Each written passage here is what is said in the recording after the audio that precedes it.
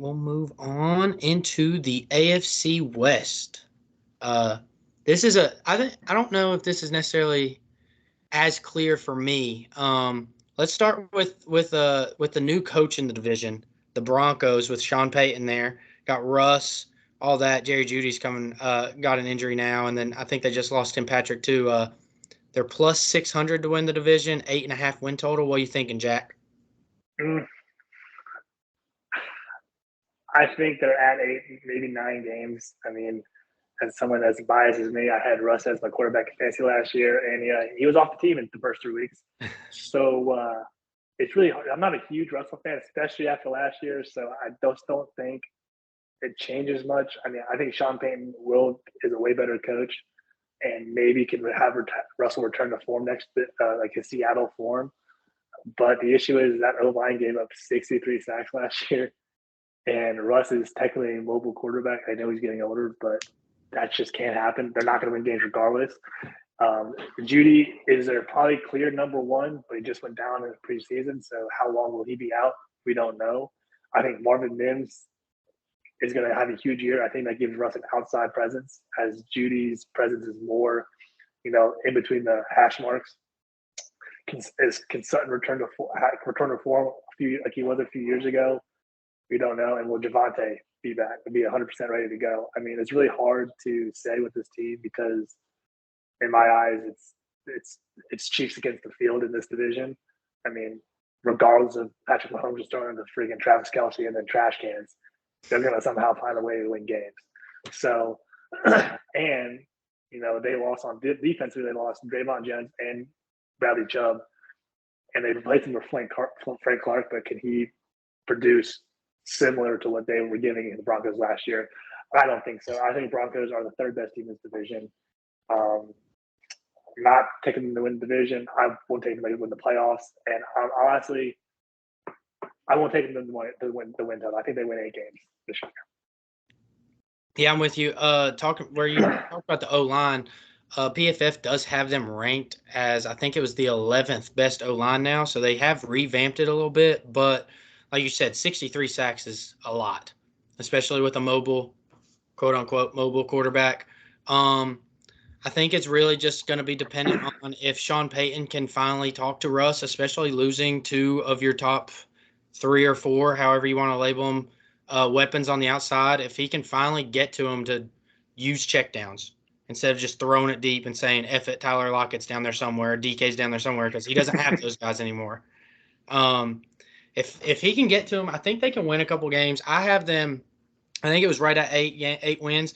When I was going through, they were like 8-8 going into the last week for my predictions. And then I guess if you wanted to play with the win total there, I'm not going to. I think it's too close, too sharp. I just don't know if they have enough, especially with the injuries they have, and especially in this division. I mean, the Chiefs and the Chargers are really good, and who knows? You never know if Russ just doesn't show up one week and they lose a game to Las Vegas for some godforsaken reason, even though I don't see that happening. So I'm not touching anything. What about you, Grayson? The division odds, I don't care. You can give me 20 to 1, I'm not going to take it. Playoff odds, I don't think they're quite there. I mentioned the receivers, and there's no depth, and the starters are already hurt, which is unfortunately, kind of an annual tradition. I mean, they're not the only team in the division that struggles with that. But I mean, Sean Payton has to have guys to coach in order to really, I guess, correct the course of this team. We saw with Trevor Lawrence what the effect of a head coach worth a what can do for an entire team, let alone quarterback. Nathaniel Hackett was just a failed experiment, honestly. It was clear from the start, especially through the fantasy football lens, you could tell within a month it was not going to work. So I think they can sneak right above that win total, get to 9. That'd still put them third in the division for me, behind the clear top 2 in the Chiefs and Chargers. But I think they're further ahead of Las Vegas than they are behind the other 2 teams in the division. So I think third is going to be the sweet spot for them, the division race. But I think if you're giving me a solid 8-win projection with Sean Payton and Russell Wilson. If one of those two exceeds expectations, I could see him getting a 9. I think double digits is reaching a bit too high, but I think that this win total at 8.5, essentially asking them to be just sneak above 500. I think they're capable of doing it.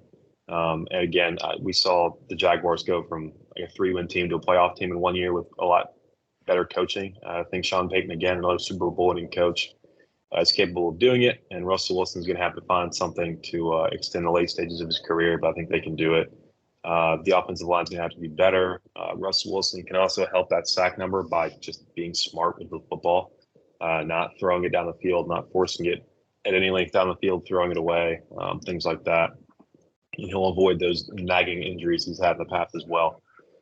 So I think that raises their ceiling just high enough to get them at 9 and 8 this year. Yeah, I think we're all pretty close to being the same on there. But let's move on to what we probably think is the worst team in the division, the Raiders. Grayson, start us off there. I know Jack's got something he's been wanting to say, so we're going to make him hold off for the last thing so we can wait on that one. I don't have a ton of notes. This organization is bad. The team is worse.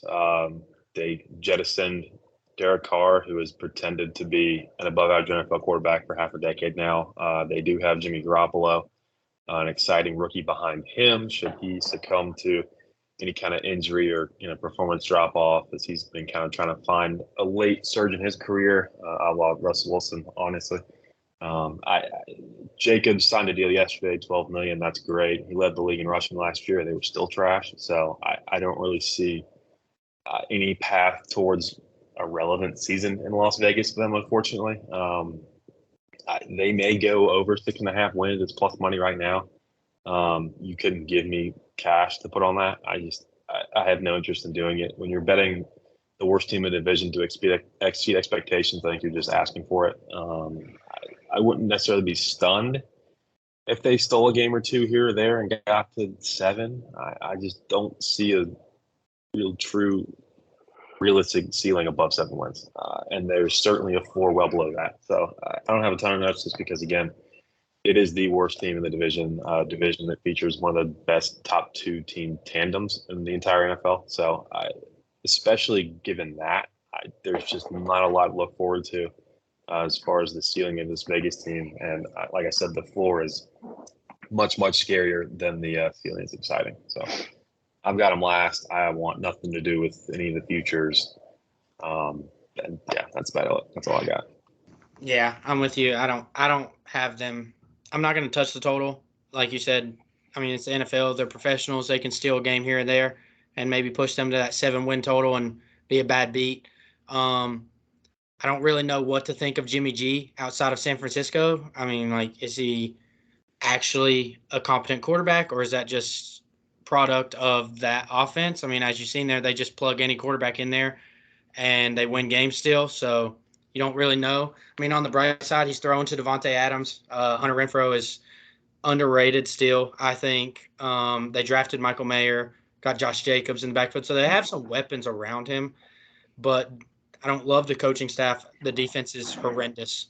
And when you have a really bad defense in a division that has Mahomes and Herbert, and even though he isn't dangerous like he has been, it's still got Russ Wilson in it. So, like, definitely don't see them. I see them being 4th. I think that's like the perfect position for them, obviously, but I think it's the clear decision unless for some reason a team, I would assume the Broncos, just goes all to crap. And I just don't see that happening, especially with Sean Payton there. So I don't have much. I don't like the Tyree Wilson draft pick, especially coming off the foot injury. I know he had, I think it was 13.5 sacks last year in Big 12, I think was the number. But his big claim to fame and his production maker was how fast he was off the line. And if you're coming off of a foot injury like he is, it's kind of hard to be super excited about that. So 6.5 is I don't see them getting to 7. Like you said, maybe still a game, but definitely last place. What about you, Jack? Thanks for Caleb. That's all I have to say. Just kidding. Honestly, though, this team really on paper isn't terrible. I think I mean, if you inject Caleb Williams, give him Jacobs, Devontae, Jacoby Myers, Renfro, Austin Hooper, Michael Mayer, I think this team competes. I think that's huge. That's a huge offensive boost just in one play. That's how good I think Caleb Williams will be in the league. I actually, unlike Leland, I actually don't mind the Tyree Wilson pick because he gets to play behind Crosby and Chandler Jones, learn from them. And I think, maybe he's not playing as much as maybe a first-round pick should play, but I think next year he'll have a breakout year if Chandler Jones maybe he leaves, goes to another team, and then has to hit Matt Crosby on that line. They need help in their secondary. I mean, they have an aging Marcus Peters as one of their starters. Not super high on him. I'm not touching the Raiders at any chance to win the division. I think they win. They may win. What was the total you guys said the win total was? 6.5. 6.5. So when I did this, where I had 7.5. I think they could win close to that. But if I'm them, I'm putting Aiden O'Connell in over Jimmy. Just tank for Caleb. And they have the second hardest schedule. I mean, they have a stretch in November and December where they go Jets, Miami, Kansas City, Minnesota, Chargers, Kansas City. And that is just at 0-6. I'm not going to lie. Maybe one win there. Yeah, brutal. So it's tough. So even regardless of what their record is going into that 6-game stretch, they're going to come out and they're going to be about 5 or 6 games behind whatever they were. So if they go in and they're maybe 5-5 or whatever, like a 5-5 give or take going into that. Well, they're looking at 5-11, and then they finish with Indy and Denver. But I think there's no hopes. And as a Raiders fan, you just hope for a young quarterback in this loaded 24 draft with them. So, yeah, I think the biggest thing with them is you just hope that you can get some fantasy players out of them. I mean, it is Devontae. I think he'll always produce, but you just want him to try and put up some numbers. But I don't trust it. I don't know. Like I was saying, I don't know if Jimmy G can go out of a Shanahan offense and do it. I mean, even in a Shanahan offense, he was only throwing for like 180 yards a game, it felt like. So we'll see there. But you guys seem pretty clear on the Chiefs, so let's move to them. The total's 11.5. I think last I looked, it was minus 180 to win the division. Jack, start us there since you went last time.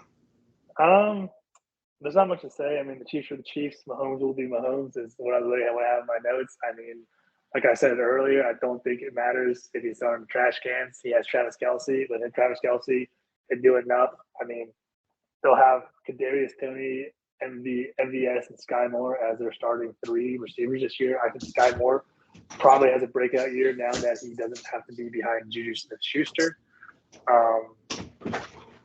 They have a 3-headed, I guess you could say 3-headed monster, but they have 3 solid backs that can get good to tie with Clyde Edwards-Helaire, Jerick McKinnon, and Pacheco. I think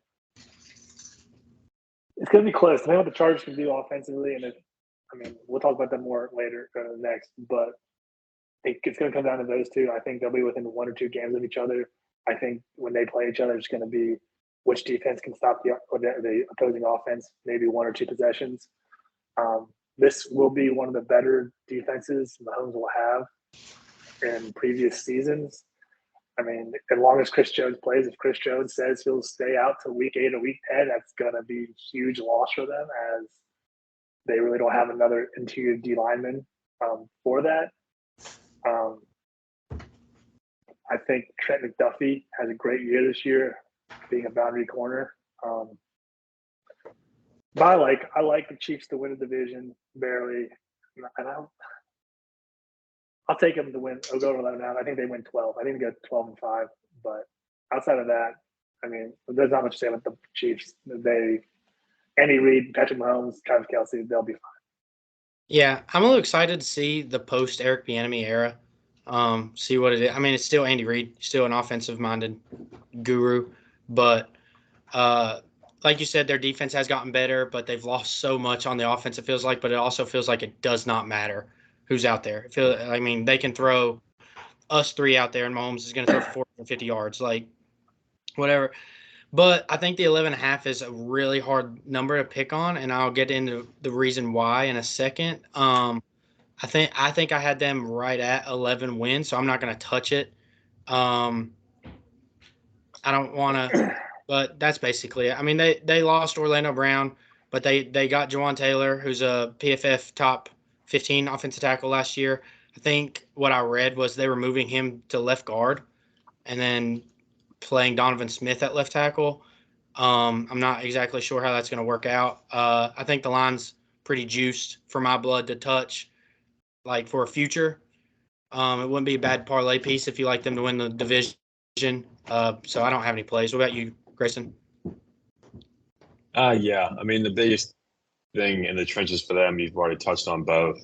Chris Jones tweeting through his holdout, which is just I'll never understand it, especially in an organization like this where you're one of the better treated players in the entire league.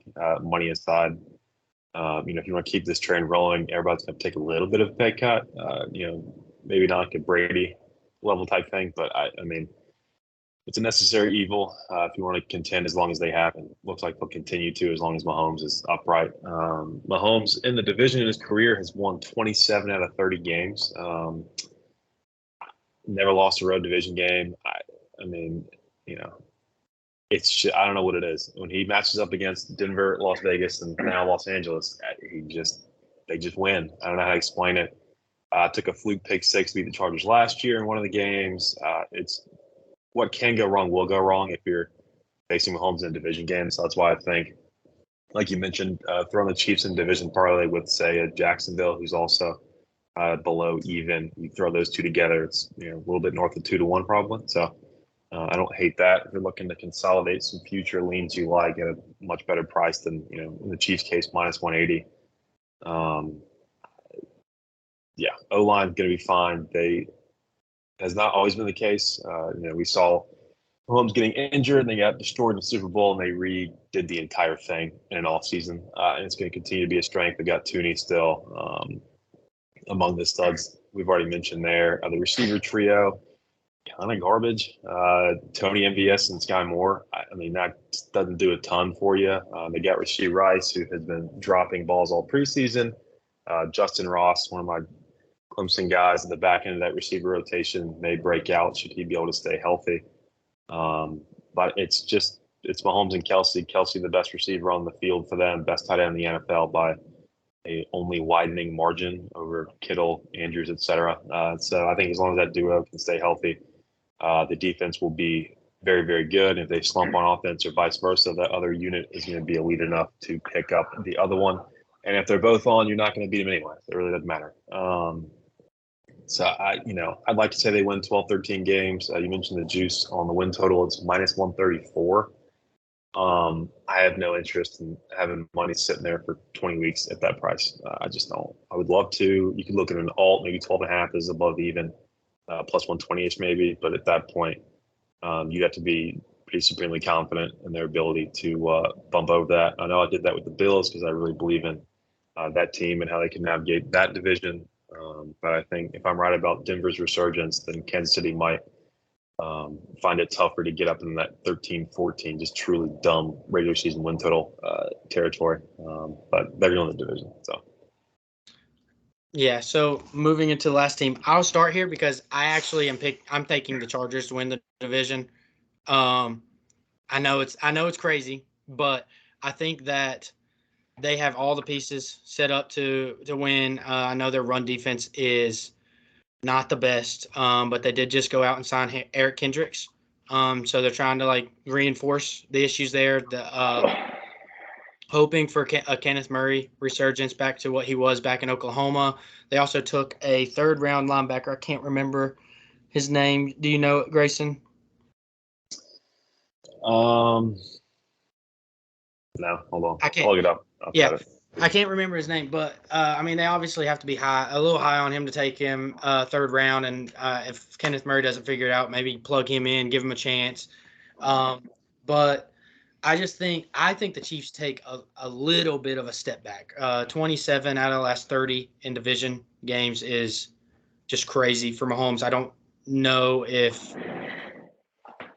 if they can continue that with how much offensive power is there with the Chargers, and then obviously the possible resurgence of the Broncos. So I like the Chargers at plus 300, and I love the over 9.5 wins. So I'm going to take them. Plus, you got to think My guy Pat White is on the coaching staff for the Chargers. My man is the only starting quarterback in college football history to start in 4 bowl games and win all 4 bowl games. So he knows a little bit about winning. Kellen Moore also knows a little bit about upsets coming from Boise State out there now.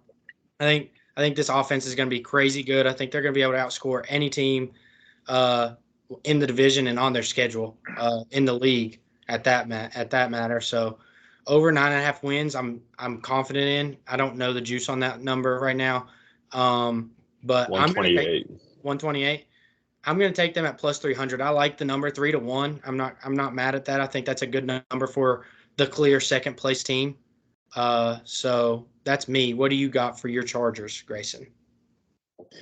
I'm thinking of 10 wins as well. My little pivot with that would be take them to make the playoffs at minus 115. It's essentially the same bet. If you get 10 wins in the NFL, you're going to be a playoff team, especially with the added spot. So I think it's really not a question of how the roster looks now, because it always looks like a top 5, 8-ish team. It's who the hell is left in November when there's 30 guys on the IR. I mean, Bosa being out killed the defense. We saw what happened in Buffalo and Pittsburgh last year with Von Miller and TJ Watt going down. Similar thing happened to the Chargers. It's not the same defense, not the same juice. He did try and come back, played like 45% of the snaps against that Jaguars team in the playoffs, which did not help. He's buttoned himself. Hopefully, full off season, he's back.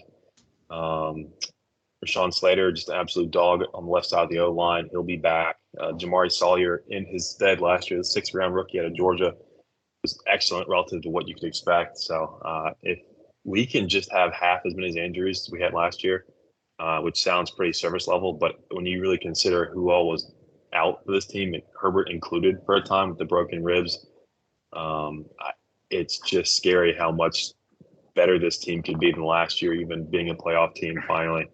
I still believe in Staley, head coach. I may not be in majority, especially among Chargers fans. He's a defensive guy. The defense has been bad. A lot of injuries there as well, like we mentioned.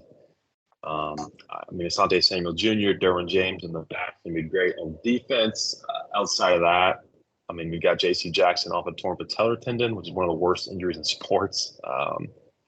So he looks to be on track to play earlier in the year, which is nice. It's just, he wasn't playing great when he got hurt. So to expect him to come back to the elite level he was after an injury like that, probably a little generous. But if he's at least serviceable and startable, I think that's big for the defense. When you have, the best quarterback in the NFL in the division, that's 2 guaranteed dates on the schedule. Outside of that, I mean, maybe decent Russ, and then, probably Aiden O'Connell in Vegas, like Jack mentioned earlier.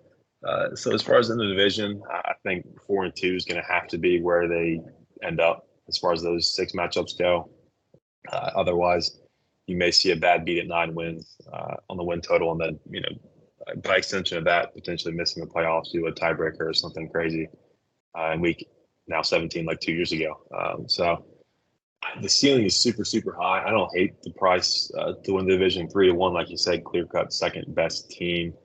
It's not one of these divisions where there's 3 or 4 teams in it.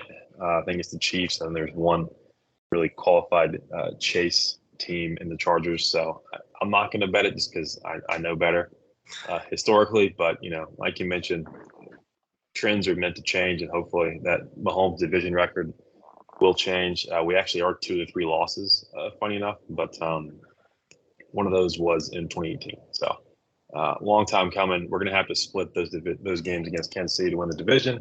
But I think if we can stay healthy, or at least healthier, that's a great price in what should be a really close division all year. Yeah, what are you feeling, Jack? If you could tell me, you could guarantee that the defense stays healthy, I'm hammering the plus 3-1 odds. I think, like you guys both said, their defense, the health is the biggest thing. Offensively, they might be a top 2, top 3 unit in the league. I mean, you have Herbert, who I'm very high on, Eckler, and then you have Keenan Allen, Mike Williams, and you just got Quentin Johnston, who's a dog. And then, I mean, you even have serviceable backups and Palmer, Guyton, and Darius Davis, who they just drafted, along with Gerald Everett as tight end. I mean, the sky's the limit for this team. I could see them definitely having the most points per game offensively. But like I said, at the end of the day, it's all about the defense. If can Bosa stay healthy, can Derwin stay healthy, you know. But outside of that, I mean, the Chargers, 9.5, I like, and if the defense stays healthy, I mean, hell, I mean, I almost like over 10.5 at plus 155. And if you could go guarantee health, I would almost have to win the division at over 12.5 wins, like at plus 490. But I would actually, for now, I'd probably just take the over 10.5, the alt line at plus 155. I think that's very doable. But at the end, like I said, at the end of the day, can the defense stay healthy? But it's a great bet.